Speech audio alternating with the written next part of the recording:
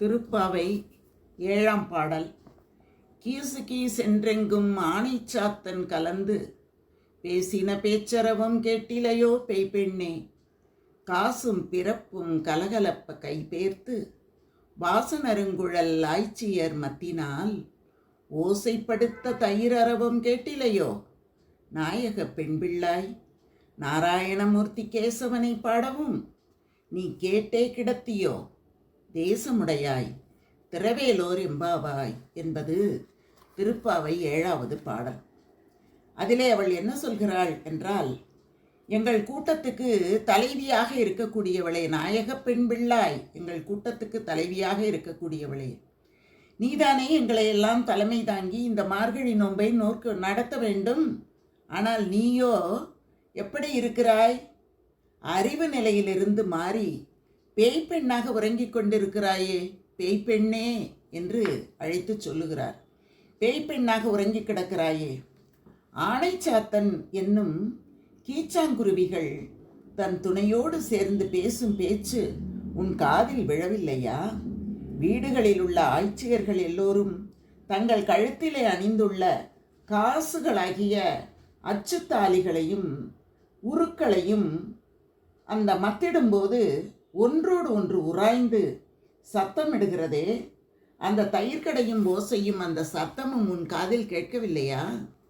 ஆய்ச்சியர்களின் கூந்தலில் வீசும் வாசனருங்குழல், கூந்தலில் வீசும் நறுமணமும் தயிர் கடையும் போது ஏற்படும் தயிர் மணமும் வீசுகிறதே, தயிர் அரவம் கேட்டிலையோ, அதெல்லாம் உனக்கு அறியவில்லையா? நாங்கள் முழுமுதற் பொருளான நாராயணமூர்த்தியை, அழகான குழல் பொருந்திய கேசவனை, கிருஷ்ணனை புகழ்ந்து பாடவும் நாங்கள் கேட்டுக்கொண்டிருக்கிறோம், பாடிக்கொண்டிருக்கிறோம். ஆனால் நீ என்ன செய்து கொண்டிருக்கிறாய்? தாலாட்டு கேட்பது போல மயங்கி கிடக்கிறாயே. ஒளி பொருந்திய அழகான மேனியை உடைய பெண்ணே, உன் உள்ளமும் ஒளிமயமாக வேண்டுமானால் பகவானின் நாமம் பாடி பாவை நோன்பை நோக்க வேண்டும். கதவை திறப்பாயாக என்று எழுப்ப வந்தவள் கூறுவதாக ஆண்டாள் குறிப்பிடுகிறார். அடுத்து திருவம்பாவை 7ஆம் பாடல். அன்னே இவையும் சிலவோ பல அமரர் உன்னற்கரியன் ஒருவன் இருஞ்சீரான் சின்னங்கள் கேட்ப சிவனென்றே வாய் திறப்பாய். தென்னா என்னாமுன் நம் தீசேர் மெழுகு ஒப்பாய். என் ஆணை என் அரையன் இன்னமுதன் என்று எல்லோரும் சொன்னோம் கேள்.